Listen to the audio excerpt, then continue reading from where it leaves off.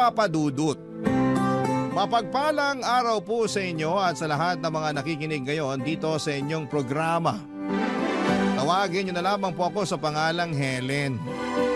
34 years old at taga General Nakar, Quezon. 14 years old pa lamang ako nang ipagbuntis ko ang panganay namin. Nakipagtanan ako noon sa boyfriend kong si Bart. Tutol po sa pagsasama namin ng mga magulang ko dahil masyado pa raw kaming mga bata. Pero wala na silang nagawa noong malaman nilang buntis ako, Papa Dudut. Nagpakasal kami ni Bart sa huwes pagtungtong ko sa edad na 18. Sa pagsasama namin sa loob ng 2 dekada ay nagkaroon kami ng isa pang anak. Babae ang panganay ko at lalaki naman ang bunso namin. Papa Dudut, sa loob ng 2 dekada kalahati noon ay nasa Brunei si Bart dahil sa trabaho niya. Driver po siya ng isang mayamang pamilya doon at minsan lang talaga siyang makauwi. Pinapayagan naman siya ng amo niya na umuwi 3 beses sa isang taon kaya nagkakasama-sama pa rin kami ng mga anak namin. Hindi po yun naging madali para sa akin dahil madalas kong nami-miss ang asawa ko. Kahit ang mga anak namin ay nangungulila rin sa kanilang ama na hands-on talaga sa kanila noong hindi pa nag-iibang bansa. Pero sa ganong sitwasyon ay ipinapaunawa ko sa mga anak ko na mas malaki ang sweldo ng kanilang ama kung sa ibang bansa ito magtatrabaho. Tungkol naman sa pagsasama namin ay wala naman kaming naging problema kahit na LDR kami. Loyal ako sa asawa ko at ganon din siya sa akin.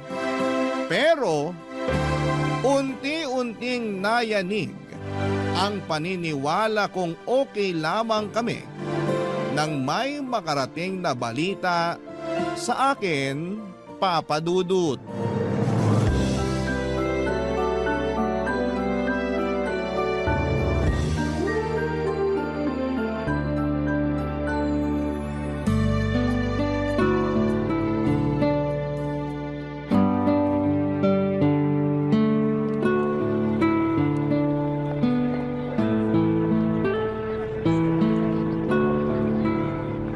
Nagkausap na ba kayo ng asawa mo? Mukhang hindi na tumatawag sa'yo. Iso ka, Nay. Magkausap nga lang kami kagabi. Kinumusta yung mga bata at saka nagkwentuhan kami. O kailan daw siya uuwi? Next week na raw po. Excited na nga po ako eh. Sa tagal ba naman na hindi kami nagkita? Na-excite ka pa mukhang niloloko ka na ng asawa mo. Nay, saan niyo naman nakuha yung ideya na yan? Loyal po sa akin si Bart. Mahal na mahal niya kami ng mga anak niya kaya hindi niya ako ipagpapalit sa ibang babae. Nasasabi mo yan kasi hindi mo naman siya nakikita araw-araw. Hindi mo alam kung sino-sino mga nakakasama niya. Baka hindi mo namamalayan, may kalampungan na pala siyang iba. Nay naman, huwag niyo namang siraan yung asawa ko ng harap-harapan. O anong gusto mo? Siraan ko siya ng patalikod? Mas maganda na kung harapan kung sasabihin sa'yo na niloloko ka ng asawa mo, Helen. Kung hindi niyo na po gusto si Bart para sa akin, huwag niyo naman siyang gawa ng issue. Mabuti siyang asawa. Hindi naman siya pumapalya sa pagpapadala at sa pangungumusta sa aming mag-iinan niya eh. Baka medyo nakukonsensya pa kaya nangungumusta. Kung sa pagpapadala naman, hindi mo dapat ipagpasalamat yun. Kasi may responsibilidad siya sa inyo, lalo na sa mga anak mo. Teka lang po, Nay. Bakit niyo po ba nasasabi yan? Hindi ba't sinabi sa'yo ng asawa mo na sa susunod na linggo pa siya uuwi? 2 araw na siya rito sa Pinas. Ano po? Kanina niyo naman nalaman? May nakapagsabi sa akin. Yung anak ng kaibigan kong galing sa Pasay. Nakita niya raw si Bart doon sa bahay na nadadaanan nila pa uwi. Kaya nga nagtanong siya sa akin kahapon kung lumipat na raw ba kayo kasi akala niya nandun na kayo mag-iina. Kaya doon na lang dumiretso si Bart. Baka naman niloloko lang kayo noon. Alam niyo naman kung gaano kadaling manira ng tao. Paano kung totoo? Bakit hindi mo tanongin yung asawa mo? Tama na po, Nay. Sinungaling yung nagkwento sa inyo, hindi pa nakakauwi yung asawa ko. Mukha akong pagtataasan ng boses. Kung ayaw mong maniwala sa sinasabi ko, bahala ka. Pero kapag ikaw na mismo nakahuli sa pagsisinungaling ng asawa mo, huwag mong ipapakita sa akin yung pag-iyak mo. Ang kulit niyo naman po kasi, Nay. Hindi nga po nagloloko yung asawa ko. Kung gusto niyo, tatawagan ko siya ngayon habang kaharap ko pa kayo. Huwag na. Mas mabuti kung kakausapin mo siya kapag nandito na siya. Tanungin mo ng harapan para hindi makapagsinungaling sa'yo. Sige po, Nay.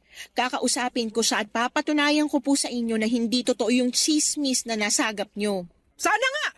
Ayoko rin naman mangyari na ngayon pa masisira yung pamilya ninyo. Kung kailan mahigit 2 dekada na yung pagsasama nyo. Uulitin ko po, Nay. Mabuting asawa si Bart kaya hindi niya ako magagawang lokohin.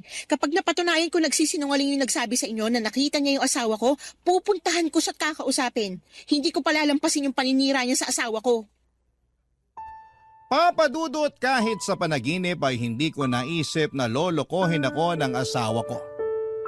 Consistent naman kasi siya sa ipinapakita niya mula noong magsama kami. Mabait siya at responsableng asawa. Tuwing nakikipag-inuman siya ay nagpapaalam pa nga siya sa akin at hindi rin nagpapaabot ng madaling araw. Madalas pa nga siyang nagsasabing under noon dahil kapag pinauwi ko siya ay sumasama talaga siya at hindi na nagyayabang pa. May kaklase si Bart noong high school na nagtatrabaho sa Brunei bilang driver. Ang kaso'y pinauwi na ito ng asawa dahil naghahabol na magkaroon ng isa pang anak kaya nairekomenda nito ang asawa ko. Sa maraming taon na nagsama kami ay pinakita niya kung gaano niya ako kamahal. Madalas niya akong pinagsisilbihan. Magkatulong kami noon sa karinderya ni nanay at ayaw nga niya na napapagod ako kaya halos siya na ang gumagawa ng mga mabibigat na mga gawain. Nagkakahera na lamang ako noon at paminsan-minsan ay nagsiserve sa mga customers namin. Pero pagdating sa pagluluto at kahit na sa paghuhugas ng mga plato ay siya na ang gumagawa. Bukod pa roon ay naghahanap pa siya ng mga racket hanggang sa maging driver siya ng delivery truck. Okay naman ang kitaan niya roon pero noong naospital ang bunso namin, naubos ang savings naming mag-asawa nang kinailangan itong operahan.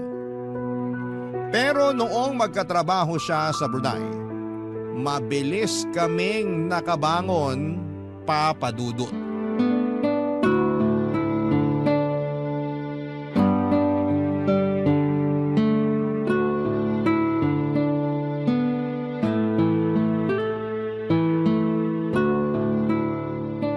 Mahal, na-miss kita sobra.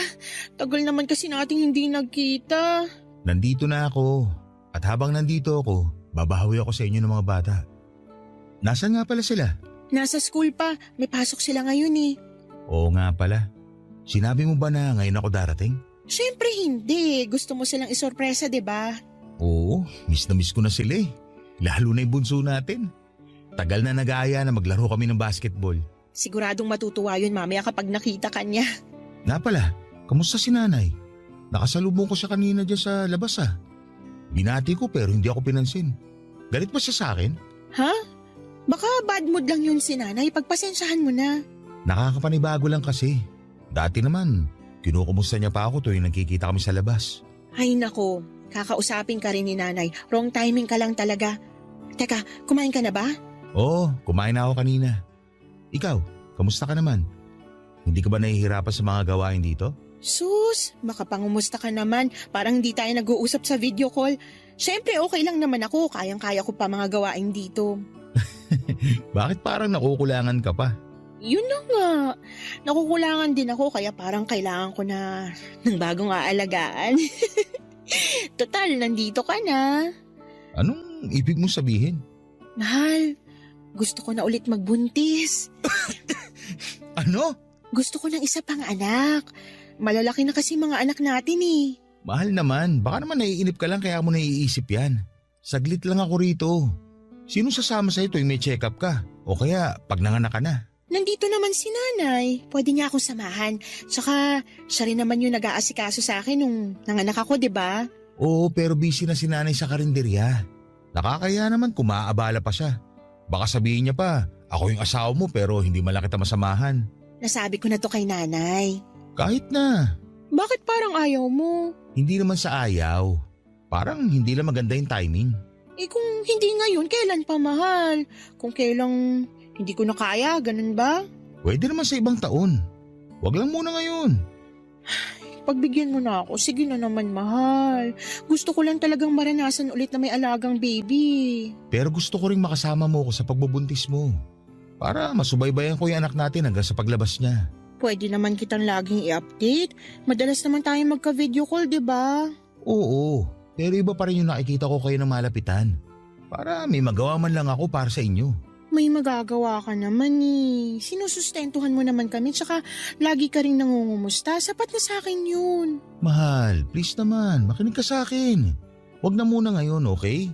Gusto ko rin naman magkaanak pa tayo. Pero hindi lang talaga ito yung tamang panahon para dyan. Ang simple-simple lang naman ang hinihiling ko sa'yo. Hindi naman ikaw yung magbubuntis kundi ako. Mahal, pag-usapan na lang natin to ulit sa susunod, okay? Magpapahinga muna ako. Ang layo pa ng binyahe ko papunta rito. Ano pa nga bang magagawa ko?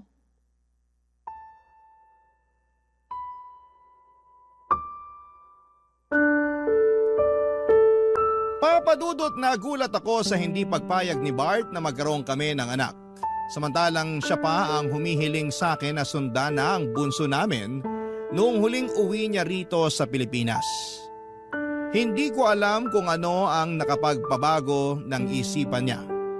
Tinanong ko naman siya ulit pero iisa lang talaga ang sagot niya. Hindi pa raw yun ang tamang panahon para magkaanak kami, Papa Dudut. Pinanindigan niya po ang katwiran niyang yon, kaya naman hindi na rin ako nagpumilit pa. Inisip ko na lamang na pwede pa rin naman talaga sa susunod na taon. Nang makauwi si Bart, akala ko ay madalas na kaming makakapag-bonding. At susulitin talaga niya yon, yung oras na kasama kami pero hindi po ganon ang nangyari. Nung unang 2 araw ay nakipaglaro pa siya ng basketball sa bunso namin. Nagluluto rin siya sa bahay at naglalambing din sa akin. Pero mula noong 3 araw niya sa amin ay palagi na siyang umaalis. Ang paalam niya, may importanteng lalakarin lang daw at sa susunod na pag-alis niya, sinabi niyang tutulungan niya lang daw ang kumpare niya sa pag-aasikaso ng requirements para makapagtrabaho din sa Brunei. Papadudot na unawaan ko naman yon dahil may tumulong din naman sa kanya noong kaya hinayaan ko lamang siya. Pero noong araw-araw na siyang umaalis ay doon na po ako nagduda sa mga ginagawa niya, Papadudot. Barangay Love Stories. Barangay Love Stories. Papadudot ng minsang umalis si Bart ay sinundan ko na siya. Nakita ko siyang dumiretso sa terminal ng bus sa Infanta papunta sa Maynila. Wala po siyang dalang gamit maliban sa chest bag na lagi niyang daladala tuwing umaalis siya. Hindi pa noon nakakakyat ng bus si Bart kaya nagpa siya akong tawagan siya para malaman kung magsisinungaling siya sa akin o hindi. Tumawag ako at sumagot naman siya. Tinanong ko kung nasaan siya ng mga sandaling yon pero nagulat ako ng ibang lokasyon ang sinabi niya sa akin. Malinaw na nagsisinungaling noon ang asawa ko. At dahil doon ay may mas nadagdagan pa ang pagdududa ko sa kanya. Hindi nga nagtagal ay nakumpirma kong niloloko na ako ng asawa ko. Noong pabalik na siya sa Brunei ay hindi na siya nagpahatid sa airport kaya mas lalo akong nagtaka. Dati naman kasi ay pinapasama pa niya ang 2 naming anak tuwing inihahatid ko siya. Pero nagdahilan siya na masyado raw siyang malulungkot kapag sumama kami roon. Pero kahit na hindi niya kami pinasama ay sinundan ko siya, Papadudot. Hindi niya namalayan na nakasakay lang kami noon sa isang bus papunta sa Maynila. At laking gulat ko noon nang pagdating niya sa terminal ay may babaeng sumundo sa kanya. Nakakotse pa yung babae. Maganda siya at may katangkaran din pero mukhang mas matanda pa siya sa akin. Hindi ko na sila nagawa pang sundan nang makita ko mismo kung paano siya hinalikan ng asawa ko. Hindi na ako nakakibo sa kinakatayuan ko ng mga oras na yon. Napaluha na lamang ako nang mapagtanto ko kung bakit may nagbago sa pakikitungo ng asawa ko sa akin at sa mga anak namin.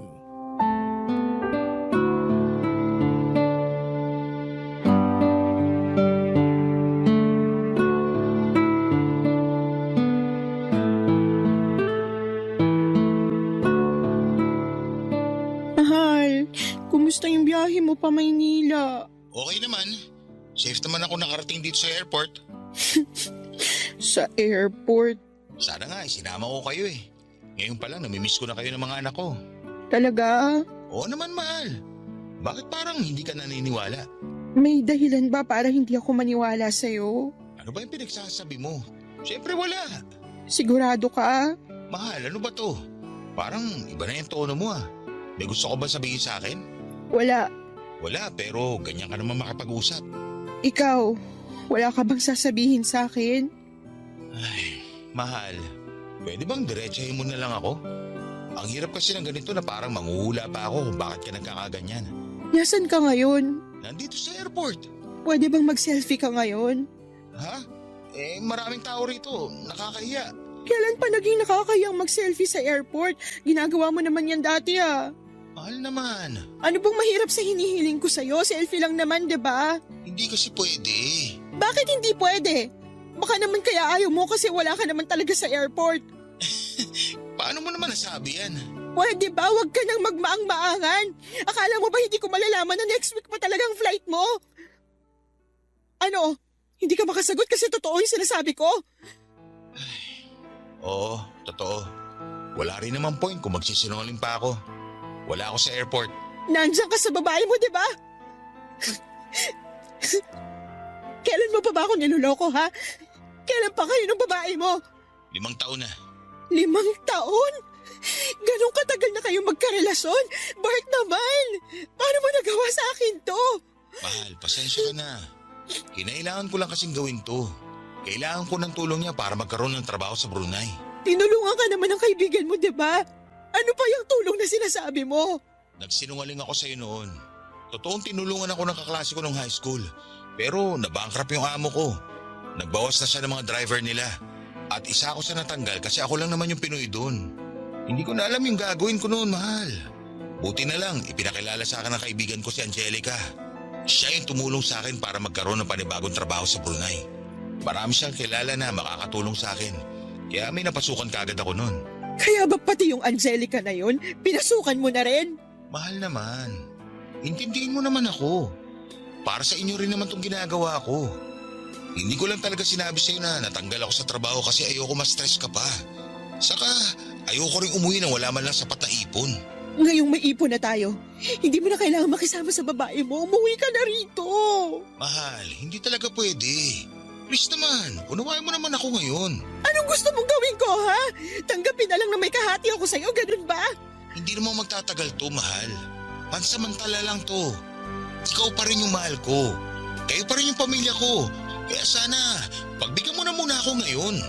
Alam mo, hindi ko alam kung paano mo pala sasabi sa akin yan ngayon. Hindi ka pumayag nung sinabi ko sa'yo na gusto ko magbuntis ulit. Tapos ngayon, malalaman ko na may kabit ka pala. Ano gusto mo maramdaman ko? Dapat ba hindi na lang ako masaktan kasi mahal mo naman kami ng mga anak mo? Niloko mo na nga ako eh. Huwag mo naman akong gawin tanga. Papadudot dahil sa galit ko ay napilitan si Bart na bumalik at ilaan sa amin ang natitira pa niyang 1 linggo dito sa Pilipinas. Harap-harapan niyang inamin ang naging affair nila ni Angelica. Kahit daw nasa Brunei siya ay madalas pa rin silang magkasama. Sobrang sakit noong nalaman ko lahat-lahat ng panluloko sa akin ng asawa ko. Kahit na sinabi niyang ginawa niya yon para sa amin, ay hindi ko pa rin matanggap na sa tinagal-tagal ng pagsasama namin ay matagal na rin pala niya akong niloloko. Pero kahit gaano kasakit ang ginawa niya, nagdesisyon ako na ilihim yon sa mga anak namin. Nagpanggap kami na walang problema dahil ayokong maapektuhan sila. Lalo na't pareho pa silang nag-aaral. Isa pa, papadudot, ay masyado ring makiama ang 2 kong anak kaya hindi kaya ng puso ko na masira ang tingin nila sa papa nila. Tiniis ko ang lahat kahit na may choice naman akong kumawala na lamang sa relasyon namin. Sa madaling salita ay pumayag ako na may kahati ako sa asawa ko. Pumayag rin ako na magsama sila sa Brunei. Ang kapalit naman noon ay hindi nagkulang sa sustento sa amin si Bart. Palagi rin siyang tumatawag para kumustahin ang mga anak namin. Sa madaling salita ay walang nagbago sa amin. Kahit pa alam ko na may kabit siya, Papa Dudut.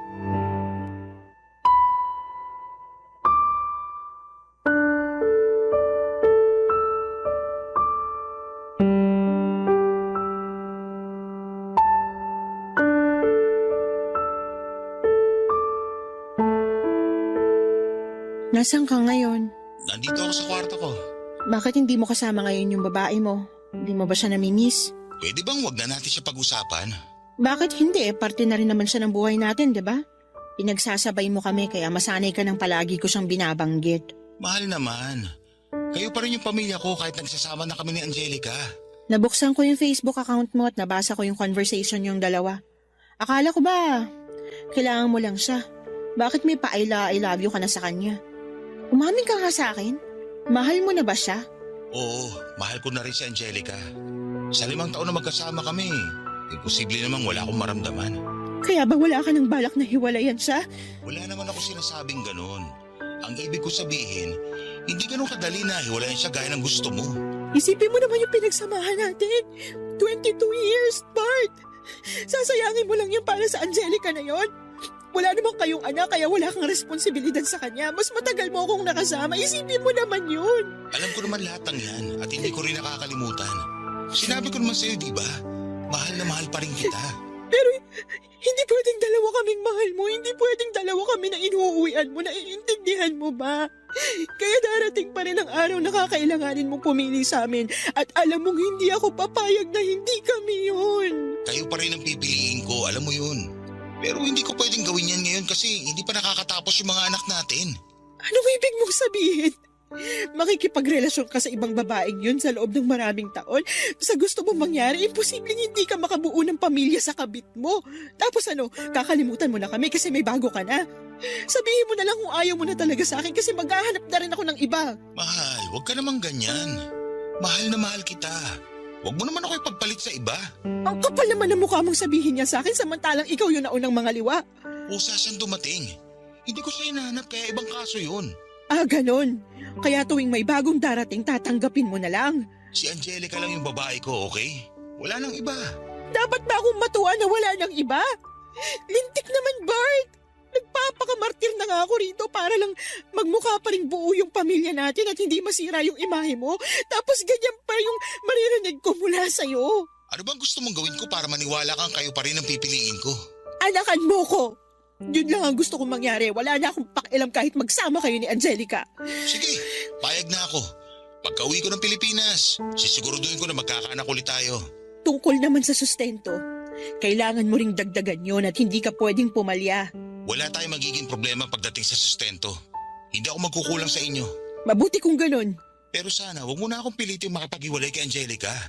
Hihiwalayan ko siya kapag natapos sa mga anak natin sa pag-aaral. Pero sa ngayon, magiging patas ako sa inyo.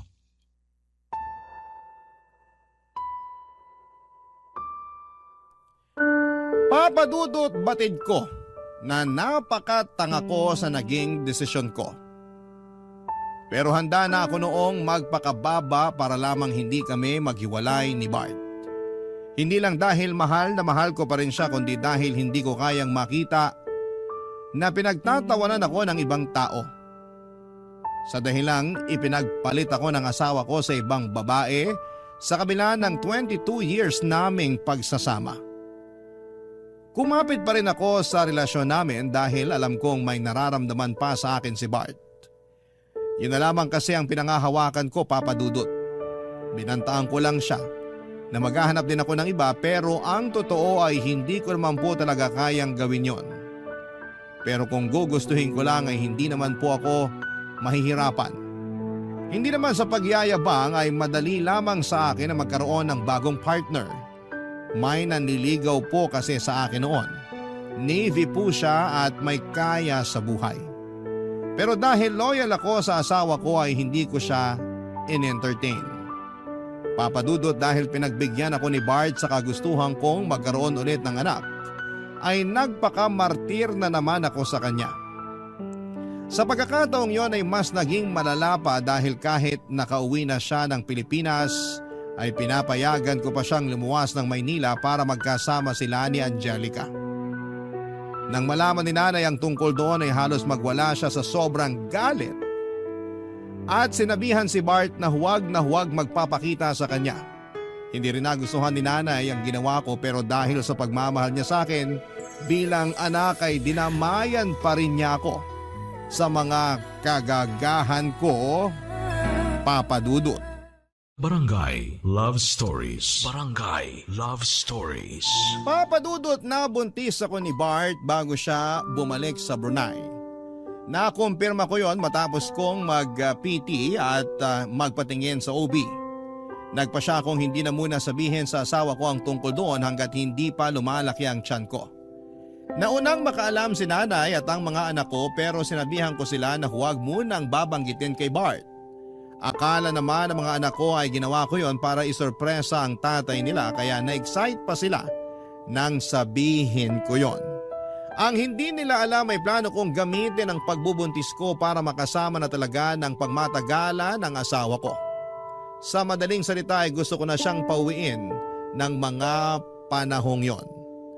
Akala ko kasi noon kapag naibigay na sa akin ni Bart ang gusto ko ay makakampante na rin ako. Pero tuwing naiisip kong mas madalas silang magkasama ni Angelica ay nagngingit-ngit ang kalooban ko, Papa Dudut. Parang gusto ko na lamang bawiin si Bart at pilitin ang makipaghiwalay sa kabit niya. Sa 7 buwan ng pagbubuntis ko ay saka pa lang ako nagpasyang sabihin kay Bart ang tungkol doon. Excited pa naman akong ibalita yon sa kanya pero naunahan kaagad niya ako sa ibabalita niya, Papa Dudut.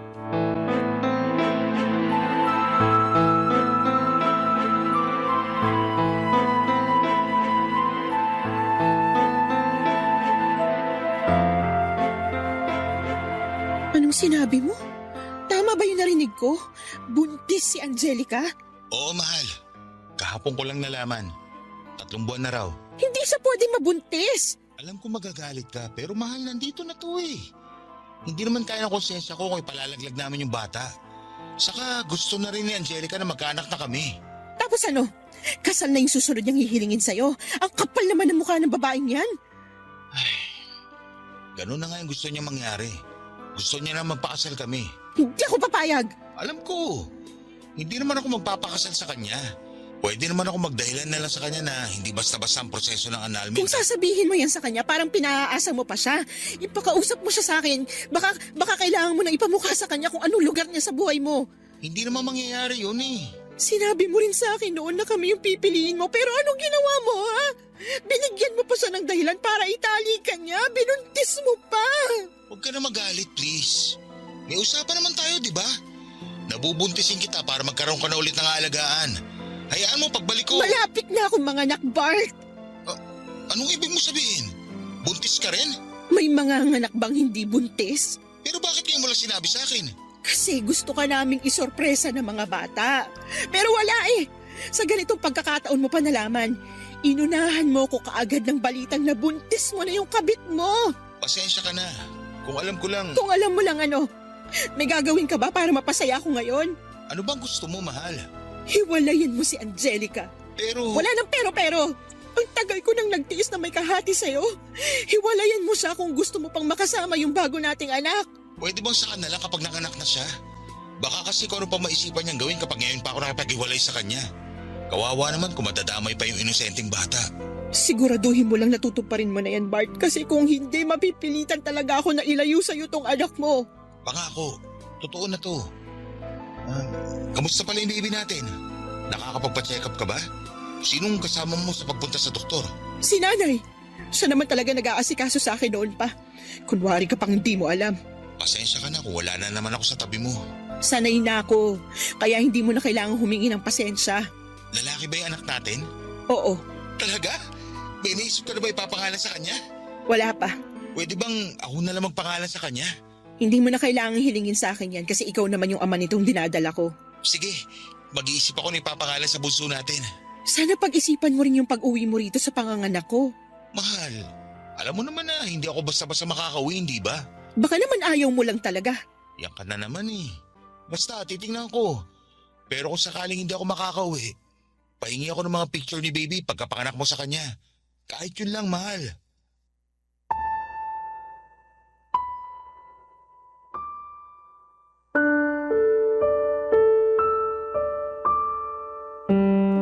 Papa Dudut, alam naman ni Angelica na kasal kami ni Bart pero hindi ko maintindihan kung bakit hinihiling pa niya na pakasalan siya ng asawa ko. Pero kahit na ano pang gawin niya ay hindi ako papayag na maghiwalay kami ni Bart. Pinangahawakan ko ang kasal namin at malaki ang laban ko hanggat hindi pa ako hinihiwalayan ng asawa ko.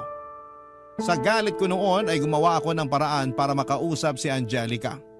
Dahil pareho lang naman kaming nasa Pilipinas, kung tutuusin ay pwede ko siyang puntahan pero dahil malaki na ang tiyan ko ay may hirapan na akong magbiyahe. Nagkaroon kami ni Angelica ng mainit na sagutan.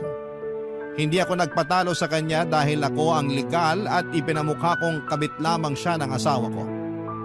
Doon na siya nagwala at aksidente niyang nasaktan ang sarili niya. Papadudot sa kasamaang palad ay nakunan po si Angelica. Hindi ko naman ginusto ang mga nangyaring yon sa kanya at aaminin ko na naawa ako sa kanya dahil sa mga nangyari. Pero medyo nakahinga rin ako ng maluwag dahil wala na siyang hahabulin sa asawa ko. Papadudod sa pagkawala ng ipinagbubuntis ni Angelica, akala ko noon ay tuluyan na siyang hihiwalayan ni Bart. Pero hindi po ganon ang nangyari.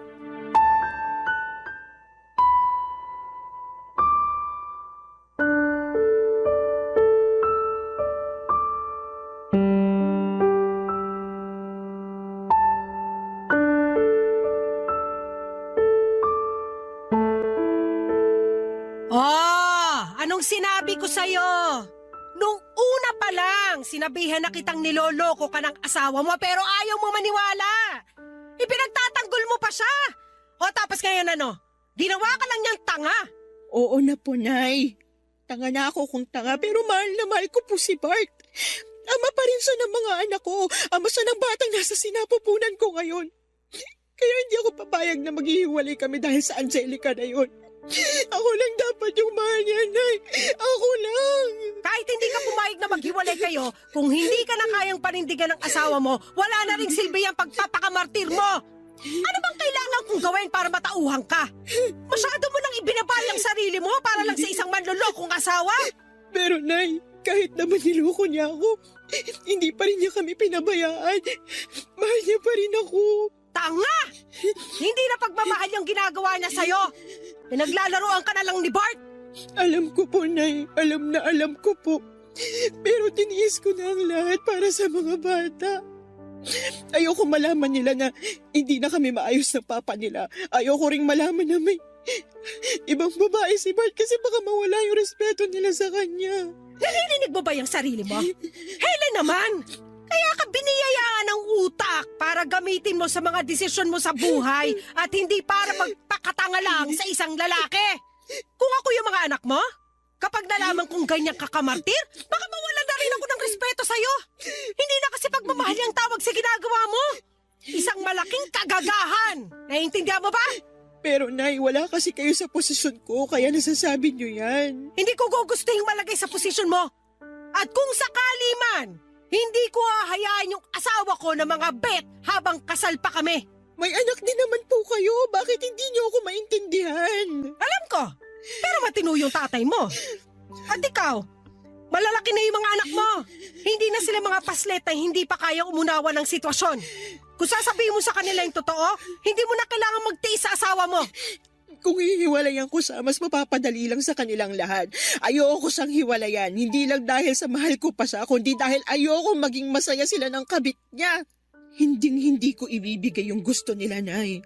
Niloko na nga nila ako, tapos bibigyan ko pa sila ng dahilan para maging masayang pamilya. Kahit anong pilit ng babaeng yun na makuha yung asawa ko, latak pa rin lahat ng mapupunta sa kanya kasi ako yung legal na asawa. Hindi naman tatagal yung pagsasama nila kung hindi mo hinayaan. Imbis na kastiguhin mo yung asawa mo, nagpabuntis ka pa ulit? Paano kung tuluyan ka na niyang iwan, ha? Sino nga ako sa bata? Hindi niya po gagawin yun. Kahit nagawa niya mga bet, mahal na mahal pa rin niya yung mga bata. Baka naman sila na lang talaga yung habol sa'yo ng asawa mo. Pero ang totoo, Kating-kati na siyang hiwalayan ka at natatakot lang siya sa pwede mong gawin. Uulitin ko, Nay. Mahal ako ng asawa ko, kaya huwag niyo nang ipilit yung sinasabi niyo. Sige, bahala ka sa gusto mong isipin. Total, sarado naman yung isip mo. Lahat ng sasabihin ko, hindi mo rin naman tatanggapin. Kahit ano pang sabihin niyo, hindi ko sa hihiwalayan.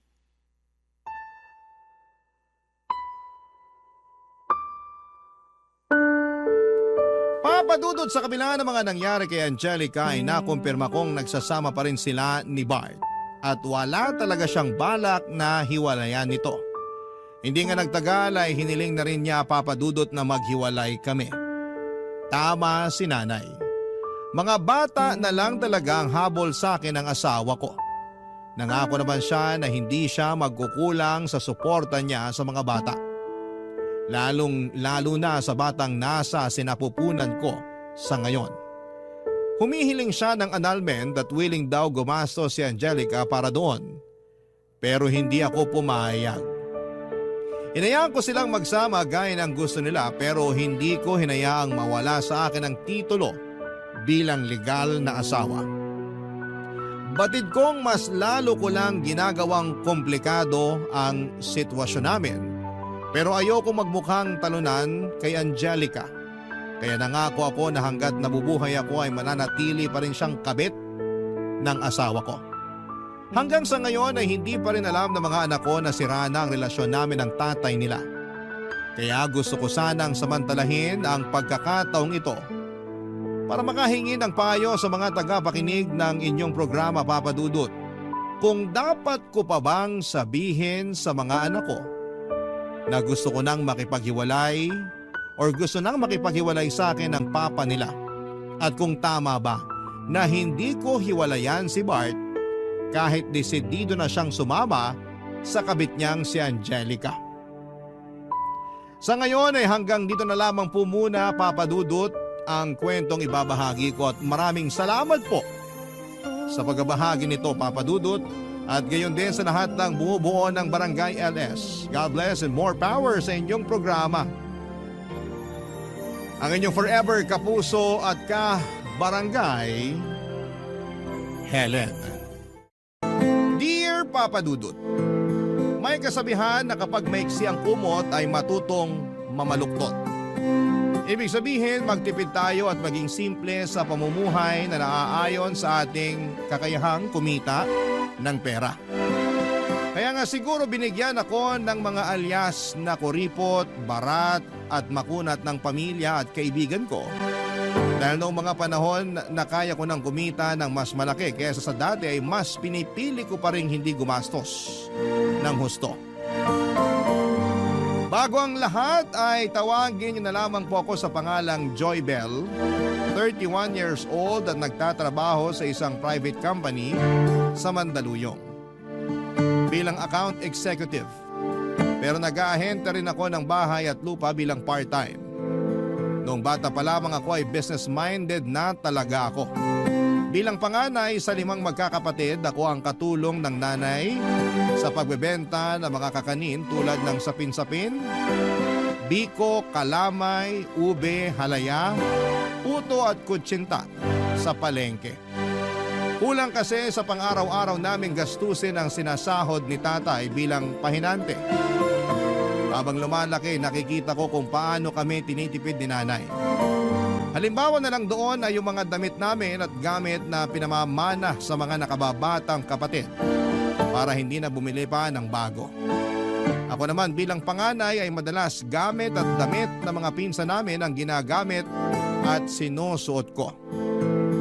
Wala namang problema doon. Lalo't alam namin ang estado ng pamumuhay namin noong araw. Maswerte na lamang kami kasi hindi namin kailangang mamalimos sa kalsada para lamang may pangkain. Dahil masipag naman ang mga magulang namin. Ang mga karanasan kong yon sa buhay ang nagturo sa akin na maging kuripot habang nagsusumikap ng husto sa pagtatrabaho upang makapag-ipon. Meron kasi akong pangarap na makabili ng sarili kong bahay at lupa. Kaya lang ay mukhang nasobrahan naman ako sa sipag at dedikasyon dahil naabuso ko ang aking katawan.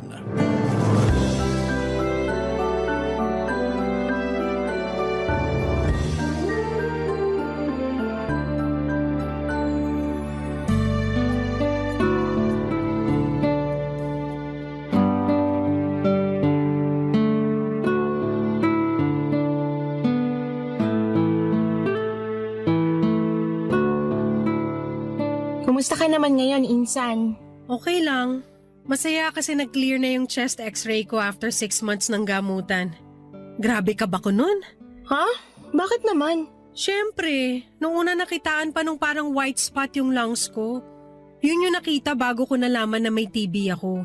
Pero yung mga white spots na nakita sa x-ray mo, ayos lang ba yun? Sabi sa akin normal lang daw yun kasi parang may sugat pa yung baga ko dahil nga nagka-TB ako. Eh anong ginawa? Pinaulit lang yung x-ray. Pero sa ibang anggulo naman tinignan. Apiculordotic view tawag doon. Tapos lumabas sa result no na okay na, clear na. Oo, ibig sabihin magaling na ako. Ay, salamat naman! Grabe ka naman kasi sa sarili mo nito mga nakaraang taon kung todo trabaho. Kayod kalabaw na akala mo naman may anak na sandusena. Oo nga eh. Nagagamot naman talaga yung sakit ko lalo sa panahon natin ngayon na may libre ng maintenance sa TB for 6 months sa mga health center. Pero ayun nga, dapat di pa rin pabayaan. Kasi yung sa akin, inignore ko yung mga simptomas kaya lumala tuloy. Ay, grabe. Hindi ko makakalimutan yung tumawag sa akin si tita para sabihin dinala ka nila sa ospital. Parang di ka na raw makahinga noon. Sa sobrang worried ko sa'yo kahit takot ako sa mga paputok, sinuong ko yung kalsada papunta sa sakayan ng tricycle para makapagpahatid sa ospital na pinagdalan sa'yo. Thank you, Insan. Pero sana pinagpabukas na lang ni nanay yung pagbabalita sa inyo. Feeling ko tuloy nasira ako yung New Year celebration nyo. Hindi, no? Tsaka, paano kung huli na pala yung lahat kung pinagpabukas pa ni tita ang pagsasabi? Sa bagay, hindi na rin ako talaga makahinga nun sa sobrang ubo ko. Second life ko na to. Akala ko katapusan ko na eh. Buti na lang hindi pa. Hindi pa talaga. Mabubuhay ka pa ng matagal at magkaka-love life. Oh, bakit naman nasingit yung love life na yan? Wala lang. Naisip ko lang na 30 years old ka na. And since sabi mo nga na second life mo na to, aside sa pagdadahan-dahan sa trabaho, bakit hindi mo na rin kaya subukang mag-love life? Masarap ma-in love Kasama kaya yun sa basic need ng human being. Anong kasama sa basic need? Imbento ka. Joke lang. Pero ang sa akin lang naman, tagal mo na rin sinantabi yung love life mo, makapag-focus ka lang sa trabaho. Baka panahon na para sumubok ka naman ng ibang bagay. Diyan mo simulang i-enjoy yung buhay. Love life talaga suggestion mo? Hindi pwedeng travel? Or subukan ko mag-enroll sa pangarap kong baking class? Ay, tsaka ano yun? Masarap din mag-travel with Joa Bells, no? Kaya unahin mo yun kasi essentials yun. Go ka na! Depende, kapag sinipag ako, mas focus ako ngayon sa sarili ko lalo na nagre-recover pa lang ako sa sakit ko. Okay, basta isihan mo lang Huwag ka na ulit masyadong gigil sa pagtatrabaho to the point na pati sarili mo napapabayaan mo na. Alalahanin mo na hindi ka na bumabata. Oo na. Kaya nga mag-love life ka na. Ewan ko sa'yo, masingit mo lang talaga eh. Sige na, para naman makapag-double date na tayo with the love of my life. Ay, ang corny. Kaya ayoko niyan eh. Sobra ka naman. O siya, wag ka na magtampo. Kumain na lang tayo sa labas since nandito ka na rin at para celebration na rin sa paggaling ko. Libre ko. Yan ang gusto ko sa'yo.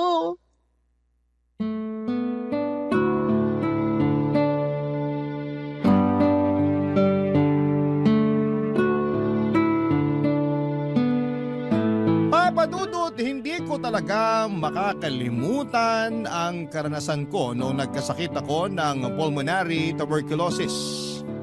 Sakto pa talagang magpapalit ang taon ng 2023 nang nagdesisyon na akong magpa-ospital. Malala na kasi ang ubo ko noon at mabilis na rin akong mapagod. Pero binaliwala ko lamang yon dahil akala ko ay lilipas din pag nainuman ng gamot. Nang mga panahong yon ay rumaraket ako ng editing ng tarpaulin sa shop ng kaibigan ko. Kinulang kasi sila ng tao at saktong may alam naman ako kahit papaano. Kaya imbes na magpahinga sa mga araw na wala akong pasok, ay abala ko sa pag-i-edit. Nagkataon na nasa bahay ako nila nanay para mag-celebrate nga ng bagong taon. Noong nadala na ako sa ospital, doon nga nalaman ang kondisyon ko. Ilang araw din akong na-isolate at nagtuloy-tuloy ang gamutan sa loob ng 6 na buwan. At sa awa ng Diyos, gumaling naman ako at yun na talaga ang masasabi kong second life ko. Kaya nga pinag-isipan ko ng mabuti lahat ng mga sinabi sa akin ni Alisa tungkol sa pagdadahan-dahan sa buhay. Yung tipong wag ko raw sagarin ang ligtas points at wag kong masyadong sipagan lalo na sa sakit ko lang mapupunta ang perang pinaghirapan ko. Totoo din naman yon kasi noong gumaling ako ay naging health conscious na ako. Umabot pa nga sa puntong nagkaroon ako ng health scare kaya kinailangan ko ng kumonsulta sa psychiatrist. Buti na lamang at hindi na yon saklaw ng gastusin ko dahil may HMO naman kami sa opisina. Pero dahil sa mga karanasan kong yon, ay napag-isip-isip ko nga na dahan-dahanin muna ang lahat. At doon ko nabigyan ng panahon ng pagla-love life nang makilala ko si Miko Papadudut.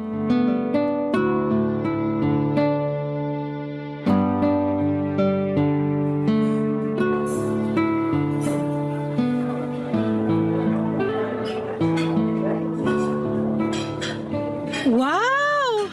Ang ganda naman sa restaurant na to. Saan mo to nahanap? Sa social media lang din. Mahilig kasi ako mag-Facebook tapos nakita ko to. Naisip ko perfect place sa date natin. Naks naman. In fairness, na-impress ako lalo first time ko palang makikipag-date. Talaga? Oo. Ibig sabihin wala ka pang naging boyfriend? Wala pa.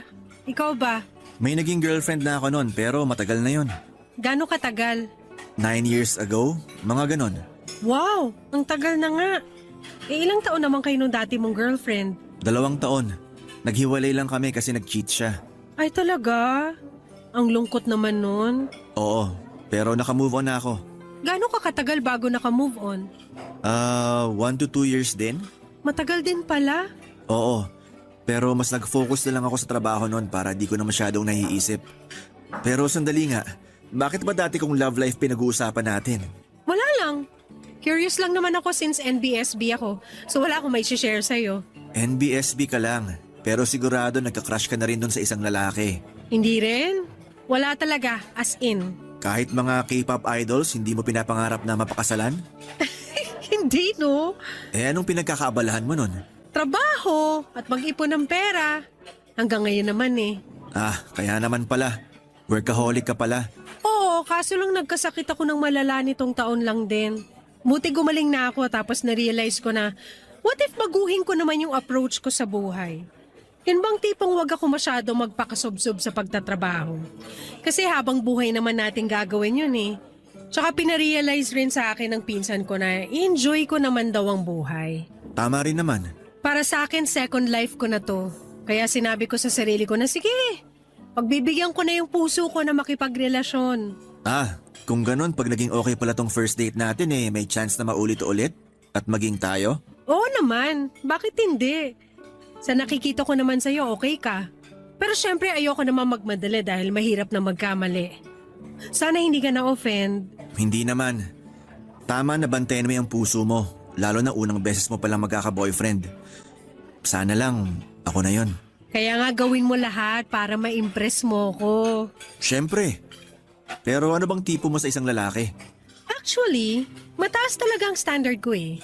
Pero sabi sa akin ng pinsan ko na napaka-unrealistic daw ng mga bagay na gusto ko.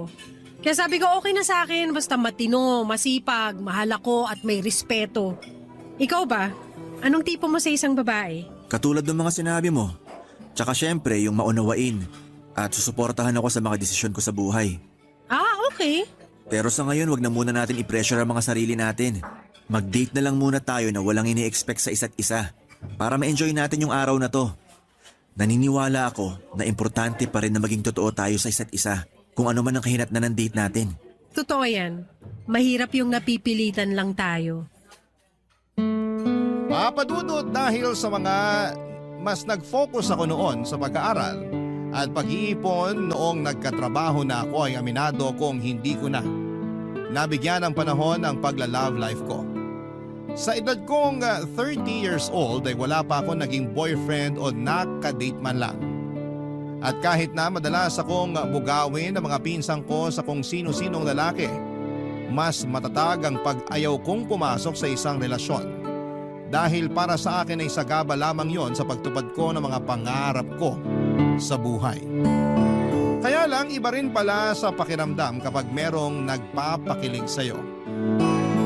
At lahat yon ay nagawa ni Miko nang magkakilala kami sa isang dating app. Hindi ko talaga intensyon na mag-install noon. Si Alisa ang naglagay noon sa phone ko at nag-set up ng display profile at information ko. Tapos pagkalipas ng ilang araw ay na-curious ako kung ano nga ba ang meron doon hanggang sa naisipan ko ngang subukan. Nung una ay pagkakaibigan lang ang habol ko. Yun bang tamang may makausap lamang kaya lang ay nagbago ang lahat. Noong makilala ko si Miko, naging masaya ako sa unang date namin kaya nasundan pa yon ng pangalawa, pangatlo at marami pa ang sumunod. Habang tumatagal ay mas nakilala ko siya. Katulad ko, isa rin siyang breadwinner, Papa Dudut, at siyang sumusuporta pati na rin sa kanyang lolo at lola. Bagay na nagustuhan ko sa kanya, Papa Dudut. Barangay Love Stories. Barangay Love Stories. Papa Dudut, nagtatrabaho si Miko bilang machine operator sa isang factory sa Pasig. Masipag siya, talaga namang loyal sa naturang kumpanya dahil nandun na siya for 15 years. Machine operator din kasi ang tatay niya dahil mahirap lang din sila noong araw. Kagaya namin ay pinili na lamang niyang magtrabaho kesa mag-aral. 19 years old lamang siya nang magsimulang kumita ng pera. Sakto kakagraduate lamang niya noon sa high school. Bali 34 years old na siya noong nagkakilala kami. Nakakatawa na noong una ay isa sa mga rason kung bakit ayoko makipagkilala sa mga lalaki ay dahil mataas ang standard ko. Gusto ko yung katulad kong nakapagtapos ng kolehiyo at mas mataas sa akin ang sweldo.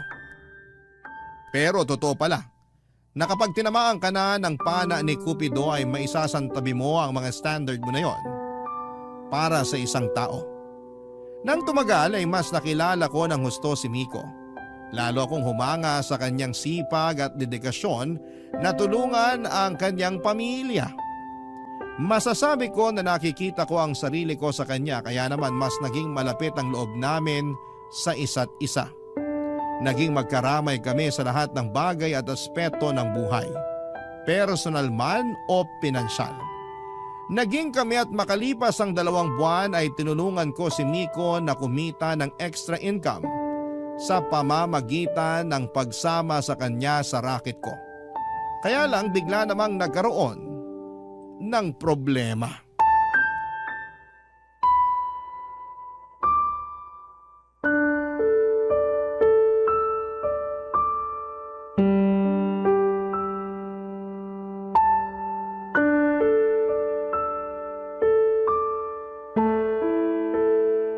Anong ibig mong sabihin na hindi mo pa nai-edit? Hindi mo ginawa? Ganon? Oo, busy pa ako. Anong busy? Tinanong kita kung kaya mong gawin yun. Umuo ka tapos hindi mo pala nagawa. Kaya ko naman pero hindi ko pala nga ginagawa. Bakit hindi? Kailangan na ng customer natin yung tarpaulin nila. Bakit ka ba sumisigaw? Pwede mo naman ako kausapin ng mahinahon ah. Paano kita kakausapin ng mahinahon? Hinahanap na nga sa akin yung pinagawa ko sa'yo. Kala ko naman kasi nagawa mo na hindi pa pala. Ako naman si tanga masyado nagtiwala sa'yo. Sobra ka naman makapagsalita, busy pa nga ako, di ba? Hindi ba makakapaghintay yung pinagagawa mo? Kung gusto pala nilang rush, sana sila na lang nag-edit para ipapaprint na lang nila. Kaya nga nagpagawa sa atin yung customer kasi hindi sila marunong, di ba? Tsaka bakit mo nirarasonan ng ganyan alam mo sa sarili mo na ikaw ang nagkulang? Kung alam ko lang na ganyan ka pala magtrabaho, sana hindi na kita binigyan ng racket. Pahamak ka eh. Grabe ka naman magsalita. Grabe na kung grabe pero totoo naman eh. Ay! Sabi sa akin ng kaibigan ko, nagalit daw yung customer dahil nag-expect sila na makukuha na nila yung pinagagawa nila. Eh syempre, sa akin binigay ng kaibigan ko yung trabaho, kaya sinong masasabon sa ating dalawa? Eh di ako! Ang bihira ka naman! Hindi ako nagkulang sa mga trabaho ko nun sa kanya, tapos ikaw lang pala magpapahamak sa akin. Sorry na babe. Hindi ko naman sinasadya eh. Hindi sinasadya eh, hindi mo lang talaga sineryoso yung ginagawa natin. Sineryoso ko naman. At nagpapasalamat ako na binigyan mo ko ng racket. Naisip ko na kailangan mo ng extra income. Naniwala ako sa kakayahan mo pero parang nagbago na ang isip ko. Kaya nga sorry na. Hindi na mababalik na sorry mo yung nasira mo credibility ko sa trabaho. Sorry na nga. Wala namang perpekto eh. Walang perpekto mo mukha mo. Babe naman. Huwag mo akong tawagin babe. Naaalibadbaran ako sa'yo. Mag-aaway na lang ba tayo buong araw? Kung oo, sayang naman yung pinunta ko rito sa apartment mo. Sino ba kasing may sabi sa'yo na pumunta ka rito? Sabi ko nga, wala. O ano pang hinihintay mo? Ulis ka na. Nawala na ako sa mood. Joybel naman. Ayaw kitang kausapin. Naiinis pa rin ako sa'yo. Nagsorry na ako, di ba? Ano gagawin ko sa sorry mo? Hindi ba pwedeng isang tabi na lang muna natin yung nangyari? At bakit natin gagawin yon? Kasi may mas importante tayong gagawin kesa dyan. Dinamay mo pa ako marami akong trabaho. Babe naman. Tsaka na lang yung mga trabaho na yan, pwede ba? Pakinggan mo muna ako. Ano ba yun? Dalihan mo na nga. Sorry ulit kung hindi ko nagawa yung pinagagawa mo sa akin. Sorry kung nasira ko credibility mo sa trabaho. Pero di ko naman yun sinadya. Alam ko may kasalanan din ako dahil naging busy ako. Pero naging busy lang naman ako kasi may hinanap akong bagay na gusto kong ibigay sa'yo ngayong araw.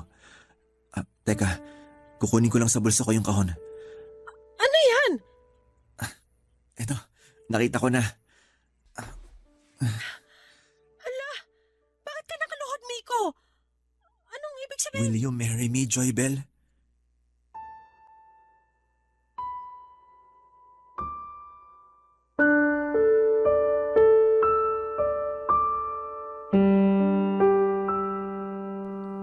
Papadudot na tameme talaga ako nang mag-propose ng kasal sa akin si Miko. Pero imbes na matuwa o ma-excite dahil sa ginawa niya ay natabunan yon ng pagkainis ko lalo na sa ginawa niya. Ewan, bigla ko na lang din kasing naalala. Lumabas na mas importante sa akin ang deadline ng mga ini-edit naming tarpaulin at banner, kaya naman aminado kong hindi ko na-appreciate ang proposal niya. Sa kabilang banda ay nakonsensya naman ako sa inasal at sinabi ko sa boyfriend ko. Bukod doon ay nag-no rin kasi ako. Ilang araw din kaming nagkatampuhan ni Miko hanggang sa ako na ang sumuyo sa kanya at nakipagbate.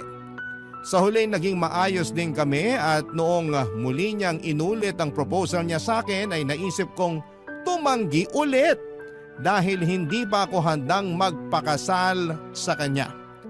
Pero baka mag-away na naman kami kaya tinanggap ko na lamang. Masayang masaya si Miko ng mga panahong yon at aminado naman akong nahawaan na lamang niya ako ng kasiyahan niya. Noong tinanong ako ni Miko kung gusto ko bang ikasal sa simbahan ay sinabi ko na ayos lang sa akin na sa huwes na lang para tipid. Pero ayaw niya dahil minsan lang naman daw kaming ikakasal.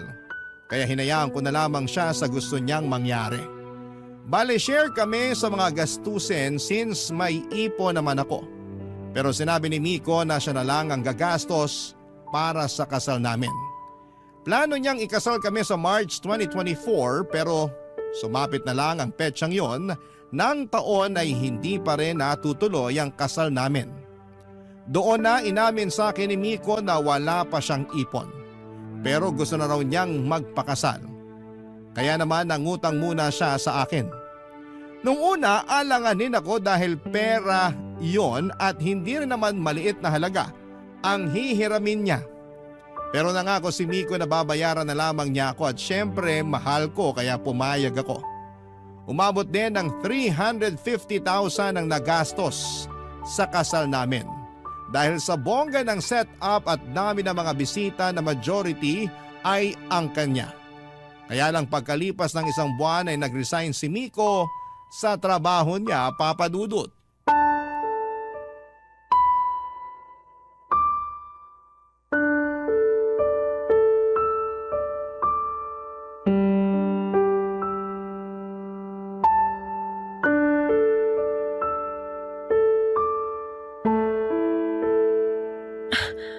Anong sabi mo? Wala ka ng trabaho? Oo, Bakit umalis ka sa trabaho mo? gusto ko naman magpahinga. Pagod na ako sa pagtatrabaho. Bakit hindi mo sinabi sa akin? Bakit ngayon lang kung kailan patapos na yung rendering period mo? Alam ko tututol ka. Pero kalmahan mo lang dahil plano ko lang naman magpahinga ng 1 buwan. May ino-offer na trabaho yung kaibigan ko. Papatusin ko na yon kasi mas malaki naman sweldo kaysa sa dati kong trabaho. Anong trabaho yun? Sa call center daw. Pero dapat, sinabi mo pa rin sa akin yung plano mong pagre-resign. Hindi nga ikaw na lang basta-basta yung nagdedesisyon. Baka nakakalimutan mo mag-asawa na tayo. Hindi ko nakakalimutan yon pero di ka ba nakinig? Kapag sinabi ko malamang tututol ka kasi gusto mo may trabaho tayong dalawa. Aba dapat lang naman talaga, di ba? Sa lagay ako lang yung magtatrabaho sa atin. Hindi ka ba nakakaintindi? Magpapahinga lang ako ng 1 buwan tapos magkatrabaho uli ako. Hindi naman ako magiging palamunin kung yan ang iniisip mo. Hindi naman yun ang ibig kong sabihin eh. Parang ganun na rin yun sa tono ng pananalita mo. Sorry na. Nagulat lang kasi ako sa pagre-resign mo. Kung iniisip mo na baka hindi kita mabayaran dun sa utang ko na ginamit sa kasal natin, kalmahan mo lang dahil babayaran kita. Kaya lang hindi isang bagsakan syempre. Alam ko namang hindi isang bagsakan, pero may paggagamitan din ako sa pera na yun. Ipon ko yun eh. Alam kong ipon mo yun, kaya nga babayaran ko rin, di ba? Wag mo lang ako madaliin kasi napapagod din ako. Ay! Tingnan mo tong tao na to. Kung umasta, akala mo hindi niya asawa kausap niya. Bakit ba? Puro ka kasi pera. Nagmumukha ka ng pera. Hindi mo na naisip yung mararamdaman ko. Ako pa talaga yung mukhang pera? Sa hindi yan yung ine-expect ko na gagawin mo pagkatapos ng kasal natin. Tapos sasabihin mo hindi ko iniisip ang mararamdaman mo? Sino kaya sa atin yung hindi nagsabi na magre-resign siya sa trabaho niya? Diba ikaw? Oo na. Ako na. Ikaw naman talaga eh. Nabubwisit na talaga ako sa relasyon na to, ha? Ikaw pa talaga may ganang mabwisit. Tinanong mo ba ako kung masaya pa ako sa relasyon natin? Hindi na rin, no? Ikaw naman yung nauna eh. Kung umasta ka, akala mo naman naghihirap na tayo. May makakain pa naman tayo para sa kaalaman mo. Hindi naman yung tungkol dun. Oh, ano nga? Basta, hindi mo rin naman ako maintindihan eh. Hindi raw. Pero naiintindihan ko na minamaliit mo ako. Saan naman ang galing yan? Pakiramdam ko lang. Palibhasa, malaki sinusweldo mo kaysa sa akin kaya ganyan mo ako tratuhin. Hindi yun ganon, kaya wag ka mag-imbento. Sus, kung alam ko lang talaga na susumbatan mo ako lalo ngayon na wala akong trabaho at nakikitira rito sa apartment mo. Hindi kita sinusumbatan at hindi ka nakikitira rito. Mag-asawa na tayo, di ba? Mag-asawa nga, pero parang hindi naman ganun pinaparamdam mo sa akin. Buti pa alis na muna ako. Oy, teka! Saan ka pupunta? Kina nanay, tulungan ko raw si tatay sa pag-aayos ng tubo ng tubig nila. Doon na lang muna ako para may pakinabang naman ako sa mundo. Papadudot, alam kong para kaming bata na nag-away ni Miko ng araw na yon. Pero hindi ko na rin kasi napigilan ang nararamdaman ko. Magkahalong tampo at inisyon na sumabog na lamang nang mag-decide siya na umalis sa pinagtatrabahuhan niya nang hindi ipinapaalam sa akin. Tulad nga ng sinabi ko, hindi na lamang kami magkasintahan dahil mag-asawa na kami. Bukod doon ay frustrated din ako sa perang inutang niya na hindi nga niya agad mababayaran. Dahil wala nang trabaho ang mister ko na mga panahong yon, ako na ang sumalo sa responsibilidad niya sa kanyang pamilya. Ako ang nagpapadala ng pera sa kanila para may pambili ng pagkain at pambayad ng bills. Nangako naman sa akin si Miko na maghahanap ng pagkakakitaan. Pero napansin ko na lamang na wala naman siyang ginagawang effort para magkatrabaho. Hindi rin natuloy yung sinabi niyang papasok siya sa call center. Dahil mag-asawa na nga kami, ibig sabihin ang pera ko ay pera na rin niya. Doon ko na nga na-realize na napakatanga ng desisyon kong magpakasal sa kanya. Pero sa kabilang banda ay hindi ko naman alam na mawawala ng hanap buhay ang mister ko at ako ang aako sa lahat ng responsibilidad niya. Ayoko naman siyang i-pressure ng dahilang doon kaya inuunawa ko pa rin siya sa abot ng aking makakaya. Pero hindi naman sa lahat ng pagkakataon ay kaya ko. Aminado kong nahihirapan na rin ako ng mga panahong yon, papadudot. Barangay Love Stories. Barangay Love Stories. Papadudot umabot na ng October 2024 pero wala pa ring trabaho si Miko. Ayoko man siyang i-pressure pero nahihirapan na rin akong saluhin ang lahat ng responsibilidad niya sa kanyang pamilya. Lagi niya kasi akong sinasabihan na dapat ay maawa at makonsensya ako dahil walang-wala ang pamilya niya kaya dapat kong abutan kahit papaano. At dahil asawa ko na nga siya ay magulang ko na rin ang mga magulang niya.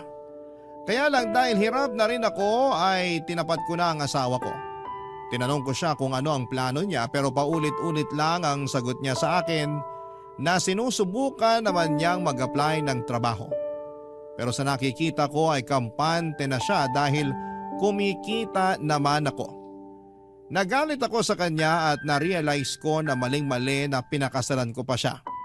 Pero alam ko na mahal ko naman siya kaya nalilito ako ng mga panahong yon. Isang araw ay nagsabi si Miko na gusto niyang saluhin ang negosyong burger stall ng kaibigan niya. Pero dahil wala siyang pera ay nanghiram na naman siya sa akin.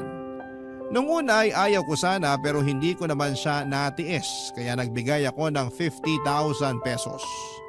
Makaraan ng isang linggo ay kinumusta ko ang negosyo ng mister ko at doon ko nga natuklasan ang katotohanan.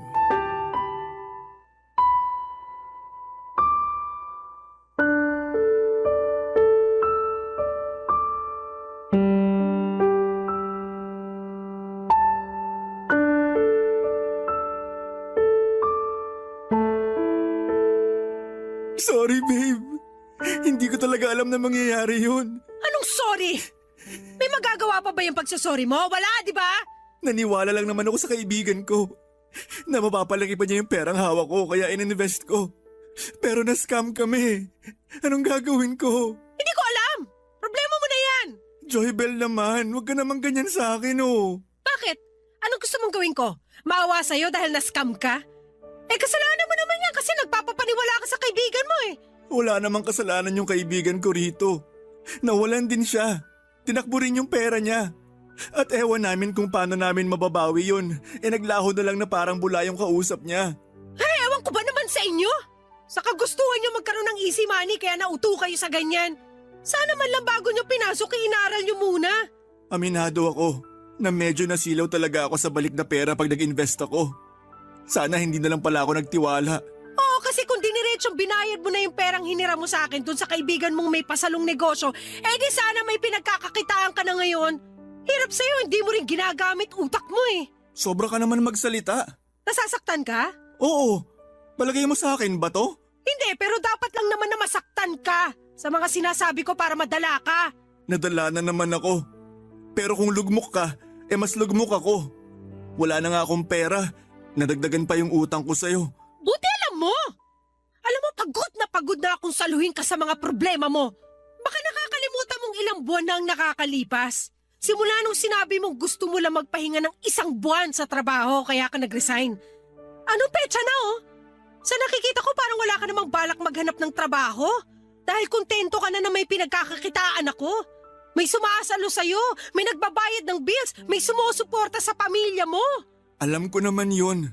At nagpapasalamat ako dahil nandyan ka. Pero wag mo naman ako sumbatan oh. Bakit hindi kita susumbatan? Nagkapatong-patong na lang yung mga pagkukulang mo sa akin at sa relasyon natin. Huwag mo ko hawakan! Sobra ka na, Miko! Napaka-unfair mo! Ano ba tingin mo sa akin? Bangko? Na anytime pwede maglabas ng pera para sa pangangailangan mo at ang pamilya mo? Hindi ka ba nakaawa sa akin? Nagkakandakuba na ako sa pagtatrabaho para matustusan mga bayarin natin. Tapos sa akin pa nakaasa pamilya mo? Ikaw pa talaga ang galit kapag hindi ako nakakapagbigay sa inyo. Ang kapal na mukha mo. Tapos lakas ng loob mo ipamukha sa akin na mag-asawa na tayo. Kaya dapat magkaramay na tayo sa lahat ng bagay. Oo, gano'n naman talaga yung mag-asawa. Pero bakit ako na lang yung laging dumadamay sa'yo? Paano naman ako? Sino na lang ang karamay ko? Sorry na, Joybell. Sorry na talaga. Pinakasalan kita dahil akala ko ikaw na talaga. Pero mukhang nagkamali ako sa desisyong yon. Kung pwede lang kitang hiwalayan ngayon din, di ginawa ko na. Please, wag mo akong hiwalayan. Magbabagong buhay na ako. Maghahanap na ako ng trabaho. Hindi na ako magiging pabigat. Pangako yan. Puro ka na lang salita! Kulang ka naman sa gawa! Papa Dudut, sobrang dismayado at galit ako kay Miko na mga panahong yon. Hindi ko kasi lubos sa kalain na mai-scam ang perang pinahiram ko sa kanya para sa pasalong negosyo niya. Lalong nadagdagan lamang ang sama ng loob ko sa mister ko. Kasabay ng utang niya sa akin na nagkapatong-patong na. Doon ko na nga na-realize na parang wala naman talaga siyang plano na bayaran ako kasi mag-asawa na kami. Kaya nga laking panghihinayang ko sa mga perang yon dahil hindi ko naman yon inipon ng isang gabi lang. At dahil nga sa mga nangyari nagkaroon ng lamat ang relasyon namin. Nanlamig ako kay Miko at nagsabi ako na ititigil ko na ang pagsuporta sa pamilya niya. Pagod na akong intindihin sila dahil may sarili naman akong problema at pinagkakagastusan. Ako nga, hindi nila naintindihan. Kaya lang makalipas ang 2 linggo ay nasangkot naman sa aksidente sa motor ang mister ko nung umangkas siya sa kaibigan niya dahilan para mabalian siya ng buto sa binti at maospital. Ako ang nagbayad ng hospital bills niya at nag-asikaso sa kanya ng mga panahong yon. Sobrang pagod na ako. Bagay na iniyak ko na lamang sa pinsang kong si Alisa nang pumunta ako sa kanila, Papa Dudut.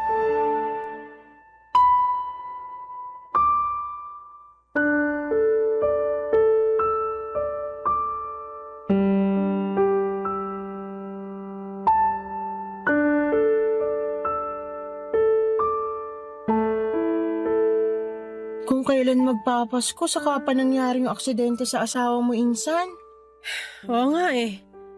Buti na lang hindi siya masyadong napuruhan. Pero bali naman yung buto niya sa binti. Matagal-tagal ng gamutan pa rin. Pwede ba ako magsabi sa'yo, Insan? Siyempre naman. Tungkol saan ba yun? Kay Miko. Kasi pagod na ako sa kanya. Oo, mahal ko siya. Kaya lang nagsasawa na ako. Pakiramdam ko nakakulong ako sa marami at mabigat na responsibilidad sa kanya dahil nga mag-asawa na kami. Bakit naman ganun? Ewan ko. Simula nung nawalan siya ng trabaho, ako na yung sumusuporta sa pang-araw-araw naming gastusin sa apartment. Nakakaya ko naman dahil 2 pa lang kami at sinabi niya na magpapahinga lang daw siya ng 1 buwan sa pagtatrabaho. Pero lumipas na lang ang ilang buwan, wala pa rin siyang trabaho tapos dadagdagan pa ng pamilya niya na ako rin ang sumusuporta. Seryoso ba yan? Oo. Walang-wala na siya eh. Breadwinner pa siya kaya ako yung pinasalo niya sa responsibilidad sa pamilya niya. Ang kapal naman ng mukha ng asawa mo ah. Hindi ko akalain na ganyan pala ugali niya. Hindi na nahiya sa'yo. Nung una ayos lang naman sa akin dahil nga pamilya na rin trato ko sa pamilya niya. Mabait naman sa akin nanay at tatay niya kaya hindi ko sila matiis. Kaya lang habang tumatagal, hindi na ako masaya. Kahit natutulungan ko sila. Sinong magiging masaya? Kinargo mo sila. Hindi mo naman sila responsibilidad eh. Kung tutuusin, dapat sa pamilya nyo nang nakafocus si Miko, imbis na sa pamilya pa rin nila. Bakit? Wala na ba siyang ibang kapatid na nagtatrabaho? Meron naman. Pero nasanay na yata sila na siya yung sumasalo sa lahat. Hindi naman pwede yun. Kaya nga. Oh, tapos nasasanay naman si Miko na ikaw ang sumasalo sa lahat. Sobra naman siya kung ganun. Kaya nga pagod na ako. Yun lang ba yung pagkukulang niya sa'yo? Baka naman meron pa para madagdagan tong gigil ko sa asawa mo. Meron pa nga pero hindi ko nasasabihin. Sabihin mo na, magpinsa naman tayo eh. Ay, uy, ano pa bang ginawa ng damukol mong asawa sa'yo? Inutangan niya ako, tapos pinaskam niya yung hiniram niya. Bukod doon may utang din siya sa akin na ginamit namin nung kasal. Ano? Ang kapal talaga ng mukha. Sinabi ko naman sa kanya na ayos na sa akin yung simpleng kasal eh. Kahit nga sa West lang at yung pamilya na lang namin ang imbitahan. Kaya lang, gusto niya yung bongga dahil minsan lang naman daw ikakasal. Kaso wala pa siyang ipon noon pero gusto na raw niya magpakasal kami. Kaya yun, nangutang siya sa akin. Babayaran na lang daw niya. Ako naman si Tanga, naniwala sa kanya. Tapos pagkalipas ng 1 buwan, nalaman ko nag-resign sa pinagtatrabahuhan.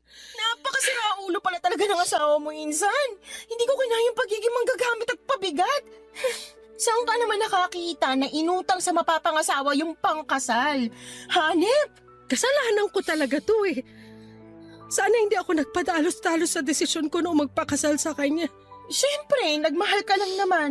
Tsaka di mo naman alam na magbabago ugali niyang asawa mo nung kasal na kayo. Oo, feeling ko nakahanap siya ng oportunidad na gamitin ako. Wala na akong kawala kasi kasal na kami. Tapos ngayon panibagong problema ulit nung maaksidente siya. Grabe! Kung pwede lang ibalik yung nakaraan, sana hindi ko na lang nakilala si Miko.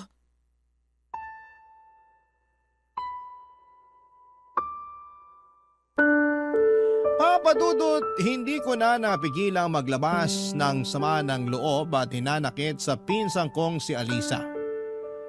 Alam ko na sa puntong yon ay mali ang napili kong lalaki na pakasalan. Pero nakukonsensya naman akong iwanan si Miko lalo na't ganon ang sitwasyon niya. Kaya pagkagaling ko sa bahay ng pinsang ko ay umuwi na ako sa apartment namin ng asawa ko para asikasuhin siya. Sa bawat araw na nagdaraan ay pinaparamdam ko kay Miko na dismayado ako sa kanya at sa mga desisyon niya sa buhay. Ewan ko kung may pag-asa pang manumbalik ang dati naming relasyon lalo na't pakiramdam ko ay unti-unti nang nawawala ang pagmamahal ko sa kanya. Para po akong kandilang nauupos. Hindi niyo naman ako masisisi at sobrang dismayado ako sa asawa ko. At kahit na paulit-ulit niyang sinasabi sa akin na magbabagong buhay na siya. Hindi ko alam kung saan ako lulugar. Kung maniniwala ba ako sa sinabi niya at bigyan siya ng tsansa muli o iwan na lamang siya pag gumaling na siya. Sana po ay mapayuhan ako ng mga kabarangay natin. Maraming salamat po sa inyo, Papa Dudut. Sakaling mapili po ninyong i-ere ang sulat ko sa Barangay Love Stories. God bless sa programa ninyo and more power sa inyong istasyon. Pabati na rin po ng Merry Christmas in advance sa mga kabarangay natin. Ang inyong kapuso at kabarangay forever na mag-aabang ng inyong mga advice. Ang inyong kabarangay, Joy Bell.